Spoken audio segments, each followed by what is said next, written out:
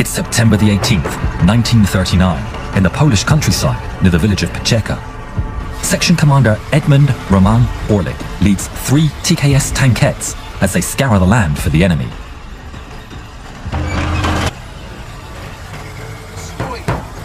The tankettes come to an abrupt halt as Orlik hears something.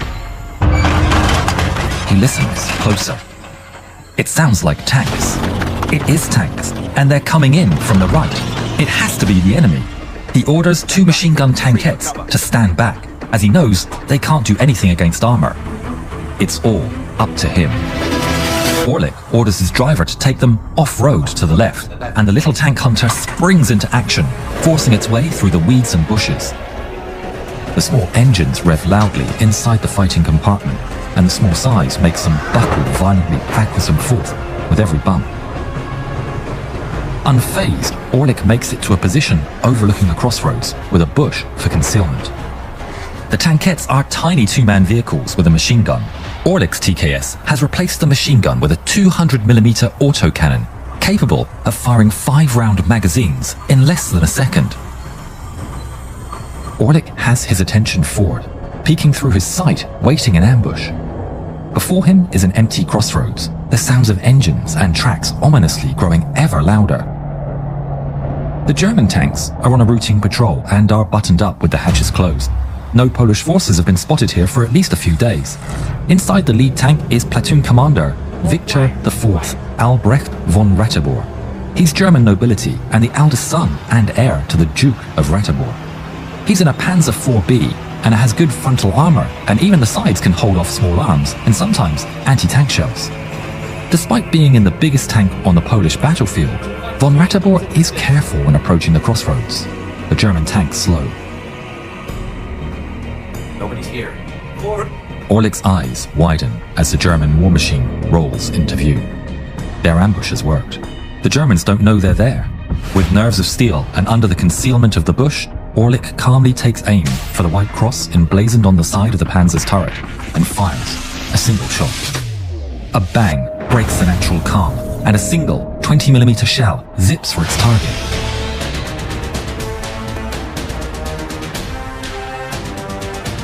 It strikes square on the tank's turret side, piercing clean through. There's chaos inside the German tank as it stops in its tracks. The hatches open and smoke streams from the hatches of the stricken Panzer. The driver and a member of the turret crew rush out of the wreck, leaving their commander behind. A TKS hidden in the bushes doesn't wait for orders and opens fire with its machine gun. The 2 crewmen fall, never to rise. Now, behind the smoking wreck of the Panzer IV, the rest of the patrol, consisting of 2 Panzer 35Ts, rolls into view. Orlik rapidly orders his driver to pull back as the Panzer 35Ts emerge with their guns aimed directly towards him. Inside the 35T, the gunners take aim.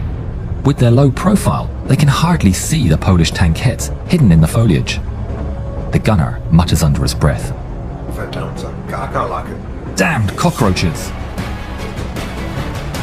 One Panzer fires, then the other, and 2 shells scream towards the tiny form.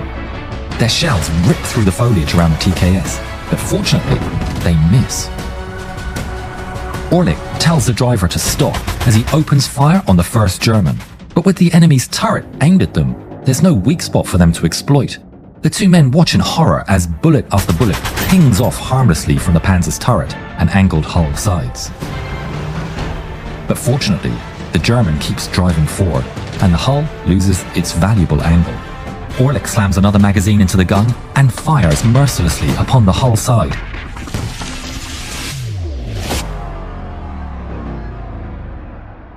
Until one finally goes in. The 20mm pierces the Panzer and strikes square in the ammunition stowage, lighting the powder and setting off a catastrophic chain reaction. The 35T's hatch blows open, spewing a column of fire and smoke into the air. The last 35T carries on forward, driving ahead of the burning machine, while firing shell after shell in the Poles' general direction.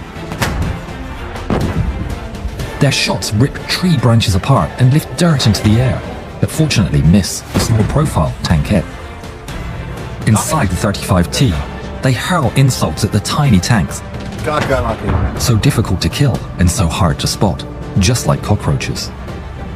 Seeing his two allies already destroyed, the commander decides to make a run for it. Let's get the bot. Run for the village. If the crew can make it to Pociecha, they can alert the other German forces that Polish forces of yet unknown strength are in the area. But the determined Pole won't let the invader go. He orders his driver to chase after him, and the TKS rapidly stumbles through the forest in pursuit. They burst through a bush and spot the Panzer fleeing away. Orlik opens fire. He strikes the 35T across its rear with a volley of 20mm and taking it out of commission. Orlik's tank rolls up to the wrecked 35T just as two crew members stumble out. Rapidly exiting his TKS, Orlik aims his handgun at the two men. Hand the hawk!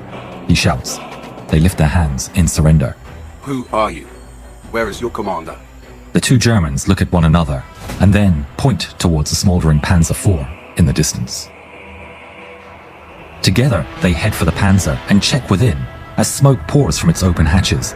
Battling the fumes, they manage to find the badly injured commander and nobleman, Victor IV Albrecht von Ratibor, still alive. They bravely drag him out of the rapidly growing flames, but it's to no avail, as he would succumb to his injuries just a few minutes later. The two surviving Germans are crestfallen. Through watery eyes, one of them hurls the insult once again.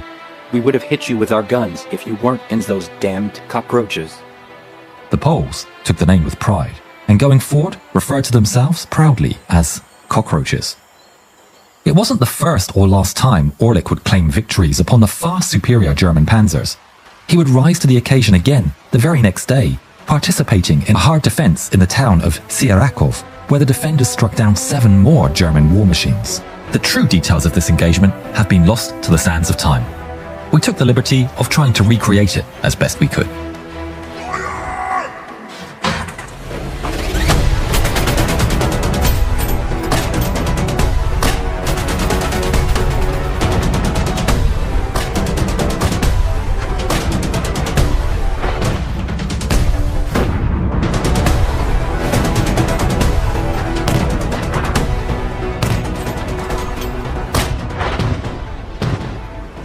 Orlik was awarded the Cross of Valor after the war for his incredible actions and is credited as Poland's first ever tank ace. But tragically, it would all be in vain.